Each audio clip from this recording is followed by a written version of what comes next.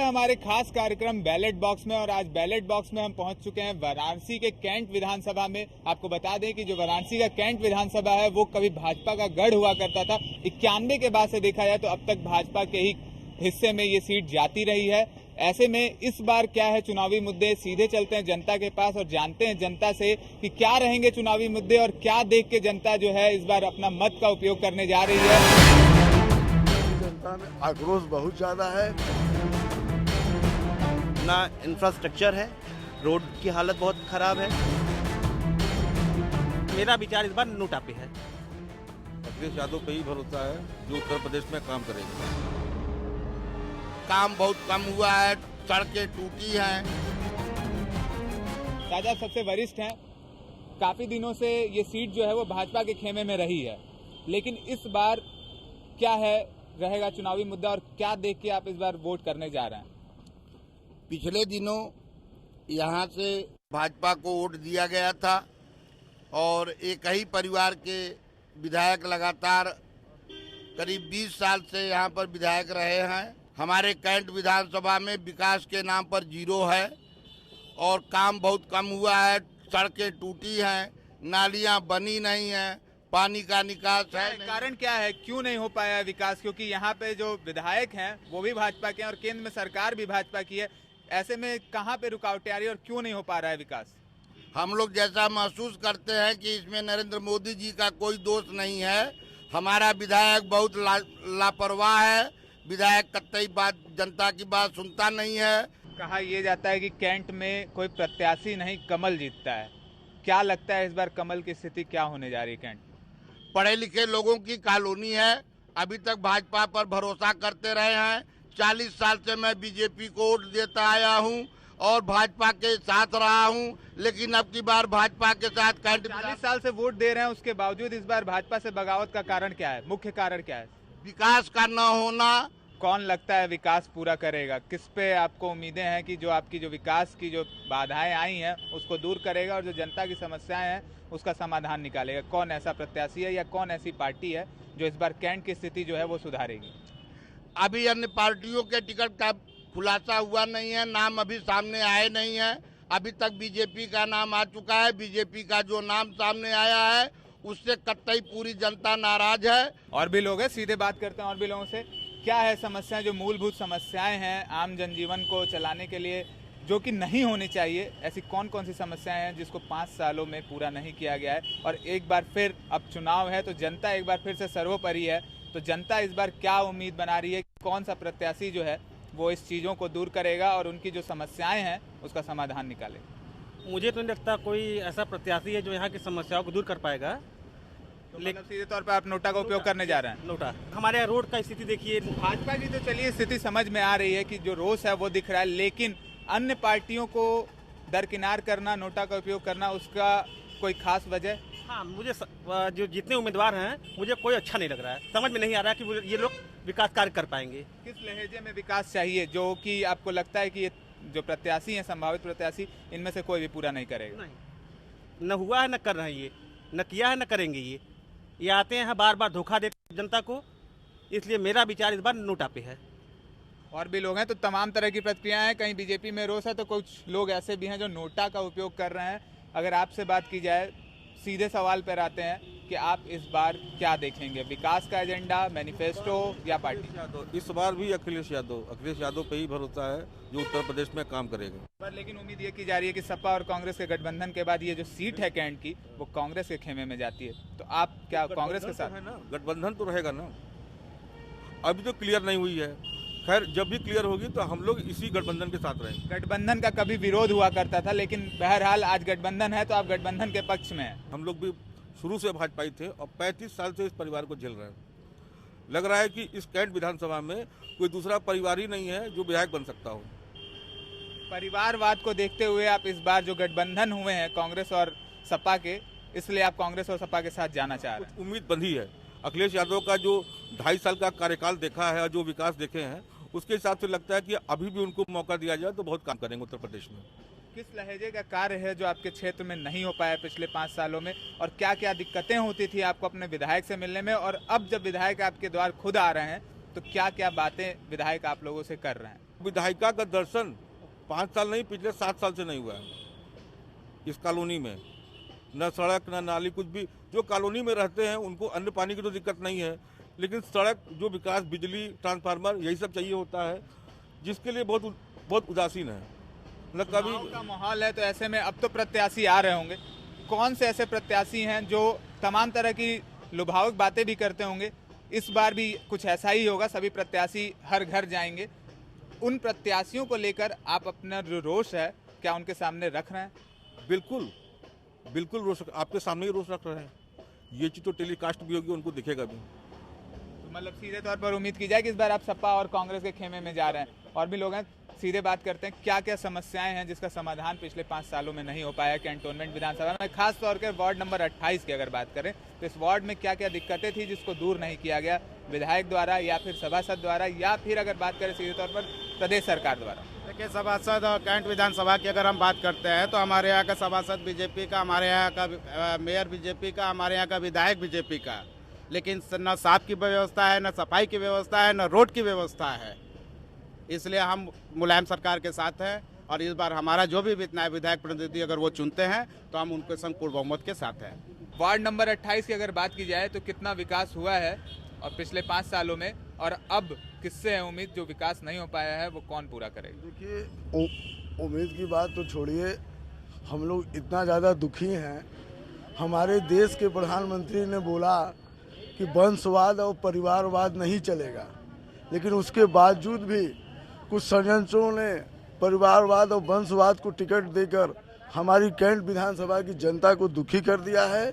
इससे जनता में आक्रोश बहुत ज़्यादा है। और रही विकास की बात, तो वार्ड नंबर 28 में बहुत ज़्यादा ही हुआ है विकास, लेकिन कुछ विकास ऐसे हैं जो विधायक के माध्यम से थे। जैसे वार्ड नंबर 28 में सीवरेज की व्यवस्था, ये आज तक नहीं हुआ है। अच्छा, क्या है समस्याएं, जनता की क्या समस्याएं जो दूर नहीं हो पाई? टिकट की बात हो गई, पार्टी की बात हो गई, क्या है समस्याएं जो दूर होनी चाहिए जनता की और नहीं हो पा रही है अब तक? वंचित है वार्ड नंबर 28 उन समस्याओं को दूर करने में। क्या है, कौन कौन सी ऐसी समस्याएं? हमारे समाज में जो बड़े बुजुर्ग हैं या गरीब तबके के लोग हैं, उनको सरकार की तरफ से जो भी सुविधाएं मुहैया की जाती हैं वो बहुत न के बराबर है। इस बात की थोड़ी शिकायत रहती है। वोट देना तो एक मजबूरी है, इसलिए कि मैं राष्ट्रवादी अगर सोच का व्यक्ति हूँ, मोदी के विचारधारा पे मैं चलता हूँ, तो वोट देना तो मजबूरी है, मैं और कहीं नहीं जा सकता।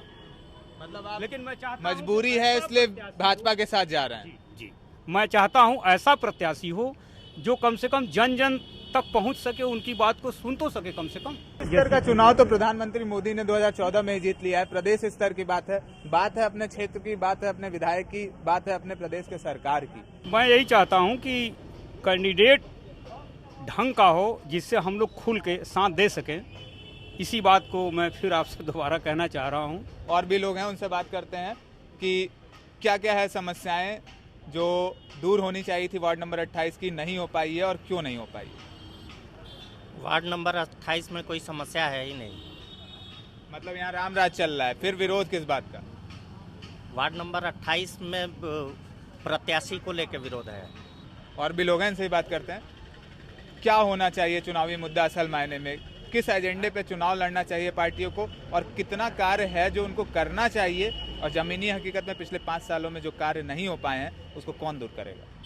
नहीं, हमें तो नहीं लगता है कि ऐसा कोई एजेंडा नया आना चाहिए। और हमारी कॉलोनी में न विधवा पेंशन, विधवा पेंशन का कोई टेंशन है, सारा काम हो ही रहा है। और भी लोग हैं, युवा भी हैं, इनसे बात करते हैं। क्या है समस्याएं युवाओं की, कौन दूर करेगा? कौन ऐसा विधायक है जो सही मायने में युवाओं का जो दर्द है, खास तौर पर जो उनको अपना क्षेत्र छोड़ना होता है, घर छोड़ना होता है नौकरी को लेकर, तो काफ़ी समस्याएं बाहर आती हैं, कौन दूर करेगा? बड़ी आधारभूत समस्याएं युवाओं की, रोजगार। आज शिक्षा के क्षेत्र में स्थिति देखिए बड़ी बुरी बनी हुई है। कोई भी विधानसभा क्षेत्र हो, मैं कैंट की बात करता हूँ, कैंट विधानसभा क्षेत्र में अगर रोजगार की बात की जाए तो अगर डेटा निकालेंगे आप, तो मुझे नहीं लगता कि यहाँ के माननीय विधायक जो थी वो ये कह पाएंगे कि नहीं यहाँ 100% हमने रोजगार दिया।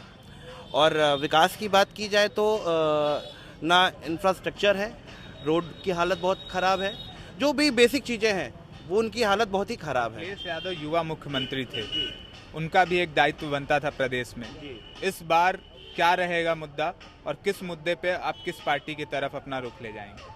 देखिए, मैं अपना रुख तो मतदान मैं गुप्त तरीके से वो खोलूँगा नहीं, लेकिन हाँ, अखिलेश जी ने युवाओं को युवा उनकी तरफ आकर्षित हैं और भविष्य देख रहे हैं। युवाओं के लिए उन्होंने भी व्यक्तिगत तौर पर बात की है तो बनारस को कुछ ऐसा नहीं मिला है जो मिलना चाहिए बनारस के युवाओं को। सीधे तौर पर अगर अखिलेश यादव की स्कीम की बात की जाए तो बनारस के लिए कुछ ऐसा विशेष नहीं रहा जिससे युवा जो है वो यहीं पे रोजगार मिल सके और यहाँ पे वो कार्य कर सके। जी जी, बिल्कुल बिल्कुल। आप ये देखिए, उत्तर प्रदेश की स्थिति बहुत ही खराब है और जिनकी स्थिति सही करते करते काफ़ी समय लगेगा और अखिलेश यादव प्रयासरत हैं और बिल्कुल मेरा मानना है कि अगर युवा उनकी तरफ देखें तो आने वाला भविष्य अच्छा होगा। खुले तौर पर खुल के नहीं बता रहे, लेकिन अखिलेश यादव को समर्थन है आपका। चलिए एक बार फिर अनुभव का उपयोग करते हैं और चाचा से जानते हैं। तमाम तरह की प्रतिक्रिया देखने को मिली, भाजपा का रोज भी, अखिलेश से भी लोग कहीं नाखुश हैं तो कहीं खुश हैं, गठबंधन है, नोटा का उपयोग। आपको क्या लगता है कि युवा जो हैं वो इस बार कहाँ पे अपना मत उपयोग करें ताकि जो मताधिकार है उसका सही मायने में कुछ असर देखने को मिले, कैंट की स्थिति जो है वो सुधर सके, आपके वार्ड की स्थिति सुधर सके?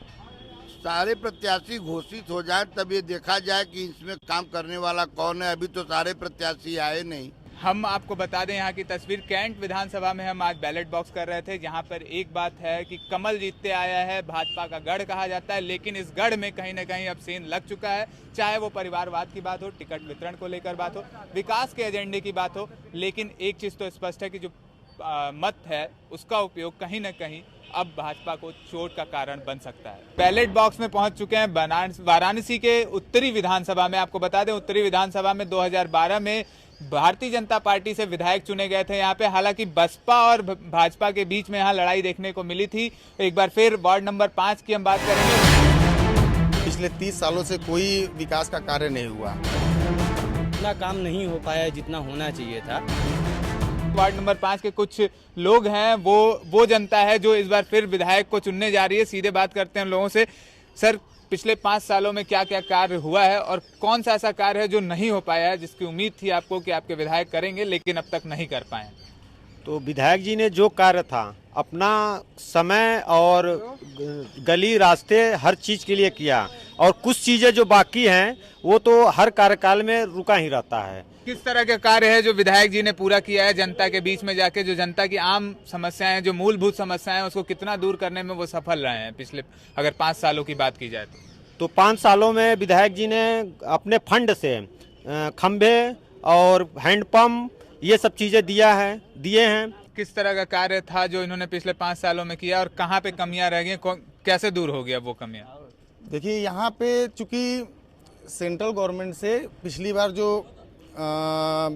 जल निगम का काम हुआ, यहाँ बड़ी सीवर लाइन की, और सेंट्रल गवर्नमेंट के एजेंडे पे बाद में बात करेंगे। अगर विधायक निधि की बात की जाए, प्रदेश की बात कर रहा हूँ, तो यहाँ चूंकि LNT द्वारा पाइप डालने का काम पूरे उत्तरी विधानसभा में ही हुआ। वार्ड नंबर 5 में क्या मतलब सारी सड़कें बन गई? हमने देखा है कि सड़कों का जो अभी स्थिति है उतना भी अच्छा नहीं है। देखिए, हमारे यहाँ पे जो हम लोग की गली है, पिछले 30 सालों से कोई विकास का कार्य नहीं हुआ, ठीक है, लेकिन इस बार विधायक जी ने अपने फंड से वहाँ 7 लाख रुपए दे के हम लोग की गली का निर्माण कराया। तो हम तो यही जानेंगे कि नहीं, विधायक जी अच्छे हैं और कार्य करा रहे हैं। क्या है उम्मीद कि कौन है जो सही मायने में जनता का दुख दर्द समझेगा? 5 साल में काफ़ी कुछ विकास हुआ है, चूँकि प्रदेश में सपा सरकार थी और भाजपा विपक्ष में थी, केंद्र सरकार से फंड मिलता भी था, तो शायद उतना काम नहीं हो पाया जितना होना चाहिए था। लेकिन हमको लगता है अगर भाजपा प्रदेश में आ जाएगी तो हमारे विधायक बहुत अच्छा काम कर पाएंगे। मतलब भाजपा एक बार प्रदेश में आएगी तब विधायक जो है वो अच्छा कार्य कर पाएंगे? पिछले 5 सालों में उन्होंने अच्छा कार्य नहीं कर काम किया है, लेकिन जितना काम होना चाहिए था, जो प्रदेश सरकार से सहयोग मिलना चाहिए था, वो हमको नहीं लगता वो सहयोग मिला। लेकिन अगर भाजपा की सरकार नहीं बनती है जैसा आपने कहा, तब फिर आपको क्या लगता है कि विकास जो है वो फिर रुका रह जाएगा, अधर में रह जाएगा? नहीं, होता क्या है कि दरअसल केंद्र में जो सरकार है, अगर राज्य में भी वही सरकार आ जाती है तो लोगों का थोड़ा सा तालमेल अच्छा हो जाता है, तो राज्य में विकास का कार्य और गति से हो पाएगा। और कहीं वही सपा फिर भाजपा वही खींचातानी होता रहता है। वो सोचते हैं इनके कंस्टिट्यूंसी में विकास ना हो, वो सोचते हैं उनके में ना विकास हो, सारा विकास का काम हम लोग इसी धरे के धरे ताकते रह जाते हैं केवल। आप भी अपनी व्यक्तिगत राय बताइए, निजी राय, कि इस बार आप किसके साथ जाए? हम तो भाई अपने युवा मुख्यमंत्री अखिलेश यादव के साथ रहेंगे, क्योंकि वो एक युवा नेता हैं और उनके साथ एक युवा सोच है जो हम तमाम युवाओं के लिए उन्होंने प्रदेश में बहुत अच्छा काम किया है और आगे भी करते रहेंगे। वार्ड नंबर 5 की बात की जाए, तमाम लोग थे, ये सभी लोग का कहना है कि बीजेपी के विधायक उन्होंने काफी कुछ किया है, जिससे ये सभी लोग उनका फेवर। ये चुनाव जो है ये प्रदेश का चुनाव है, ये चुनाव प्रदेश का चुनाव है, तो हम प्रदेश पे बात करें तो प्रदेश की राजनीति पे हमें एक युवा चेहरा चाहिए जो अखिलेश यादव के साथ हैं। आप भी कुछ कहना चाहेंगे? हम क्या कहें, हम तो बसपा से हैं। हालांकि पिछली बार देखा जाए तो बसपा और भाजपा में ही लड़ाई थी, तो इस बार क्या आपको उम्मीद लगती है कि आपके भी प्रत्याशी जो हैं वो दावेदारी कर पाएंगे, आपकी जो समस्याएं हैं उसको दूर करने के लिए विधानसभा तक पहुंच पाएंगे? पहुंच पाएंगे, तो पूरा कोशिश कर रहे हैं करने के लिए। अच्छा, चलिए, मतलब आश्वस्त है आपकी बसपा जो है वो यहाँ से जीत रही है? बसपा जीत रही है। कोई कारण? कारण यह है कि बहुत सा फैसिलिटी हमको दिया गया है, गरीबों को सुविधा दिया गया है, मकान दिया गया रहने के लिए, और बिजली दिया, पानी दिया, एक पैसा हम लोग को देना नहीं पड़ता कभी। और हमारी कुछ बसपा के जो आपके प्रतिनिधि हैं, बसपा बहन जी ने ही दिया है हम लोग को मकान रहने के लिए गरीबों को, और आज भी उसमें सब लोग रहते हैं, 1 रुपया कोई किराया भाड़ा कभी नहीं देता। चलिए ठीक है। तमाम वार्ड नंबर 5 के लोगों से हमने बात किया। हालांकि एक चीज तो स्पष्ट है कि वार्ड नंबर 5 में जो कार्य है वो देखने को मिल रहा है, लेकिन वहीं कहीं अगर बात की जाए लोगों की, जनता की, तो मिलीजुली प्रक्रिया। और पिछली बार की लड़ाई में भी देखा गया था कि बसपा जो है यहाँ पे फाइट करती दिखी थी। और भी वार्ड में चलेंगे और भी लोगों से बात करेंगे और जानेंगे वहाँ की भी तस्वीर। तो हम आपको ले चलते हैं अपने बैलेट बॉक्स के कार्यक्रम में किसी और वार्ड में, वार्ड नंबर 6 की तरफ चलते हैं और जानते हैं कि वहाँ की जनता क्या कहती है। जो सबका उम्मीद रहेगा वो हमारा भी रहेगा। हम मोदी को ही वोट देंगे। अपने खास कार्यक्रम बैलेट बॉक्स में हम पहुंच गए हैं उत्तरी विधानसभा के वार्ड नंबर 6 में। वार्ड नंबर 6 की जो जनता है वो हमारे साथ मौजूद है। सीधे बात करते हैं कि वार्ड नंबर 6 की बात की जाए, उत्तरी विधानसभा की बात की जाए, कितना विकास का कार्य हो रखा था पिछले 5 सालों में और इस बार किससे है उम्मीद आपको? विकास के नाम पे तो देखा जाए तो 20% हुआ है। क्या मतलब सिर्फ वार्ड नंबर 5 में हुआ है कार्य, वार्ड नंबर 6 में नहीं हुआ है? ऐसा कुछ नहीं हुआ है, दोनों में जो है कि मतलब कि हुआ है, कुछ न कुछ काम तो दोनों में किए, कुछ न कुछ काम तो दोनों ने उन्होंने किया। बताते रह गया कि जो है कि पब्लिक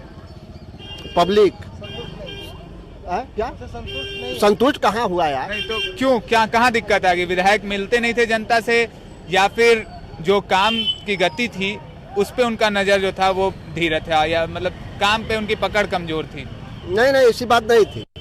सबसे बड़ी बात थी उनकी जनता के बीच में उन्होंने कभी विशेष तौर से लगाव ही नहीं रखा। वार्ड नंबर 6 की बात की जाए तो वार्ड नंबर 6 में कितना कार्य हुआ? वहाँ कार्य हुआ है, थोड़ा बहुत कार्य हुआ है, लेकिन उतना नहीं हुआ जितना आपकी उम्मीदें थी। हाँ, उतना नहीं हुआ। और भी लोग हैं, इधर भी लोग हैं, इनसे बात करते हैं।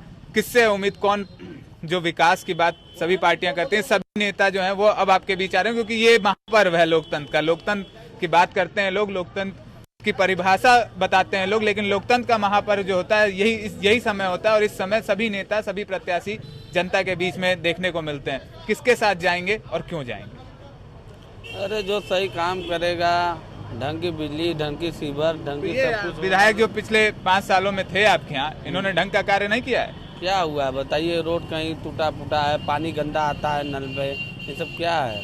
नल की पानी तो इतनी गंदा आता है। समस्याओं का जिक्र कभी विधायक जी से किया आपने कि नहीं किया? नहीं, हम तो नहीं किए, अब सब करेंगे तब ना हम करेंगे, अकेले कितना क्या करेंगे? बिना जिक्र किए कैसे कह देना कि कार्य नहीं हुआ? मतलब किस आधार पर? इस बार किसके साथ जाएंगे? चलिए, वो हम लोग इतना खाली ही नहीं रहते हैं, लेकिन परेशानी देखते हैं, झेलते हैं, क्या करें? मतलब आप पे समय नहीं है, लेकिन फिर उसके बाद किससे उम्मीद, किससे? जो सबका उम्मीद रहेगा वो हमारा भी रहेगा। चलिए ठीक है, ये भी जनता है। जनता के अंदर कहीं ना कहीं एक बात स्पष्ट देखने को मिलती है कि सीधे तौर पर वो वहीं चली जाती है जहाँ पे बाकी लोग जाते हैं। यहाँ पे कुछ लोग बसपा की बात कर रहे थे, पीछे हमने देखा कि वहाँ लोग भाजपा की बात कर रहे थे। मतलब उत्तरी विधानसभा में जो वार्ड है उसके आधार पर वोट बैंक सीधे तौर पर देखने को मिल सकता है। किससे उम्मीद, कौन विकास का कार्य जो रह गया है वो पूरा करेगा? विकास देखिए मोदी सरकार ही कर सकती है और हम मोदी को ही वोट देंगे। मतलब आप संतुष्ट हैं अपने विधायक से? हैं। तो इस बार फिर से मतलब बिल्कुल तमाम तरह के लोग हैं। आपने देखा कि हम वार्ड नंबर 5 में भी बात की, वार्ड नंबर 6 की जनता से भी बात की, यानी कि उत्तरी विधानसभा की अगर बात की जाए तो जो जनता है उसका सीधे तौर पर मानना है कि वो कहीं ना कहीं विधायक के कार्यों पे संतुष्ट भी है तो कहीं असंतुष्ट है। और व्यक्तिगत तौर पर बात की जाए तो बसपा के प्रत्याशी वो कहीं ना कहीं लोगों के दिल में जगह बनाए हुए हैं। तो उत्तरी विधानसभा में जो चीजें हैं वो एक बार फिर हमको यही लगती है कि बसपा और भाजपा में एक बार फिर से लड़ाई देखने को मिलेगी। बैलेट बॉक्स कार्यक्रम में आज के लिए यहाँ से इतना ही। कल फिर चलेंगे किसी और विधानसभा में और उस विधानसभा से आपको दिखाएंगे वहाँ के बैलेट बॉक्स की तस्वीर।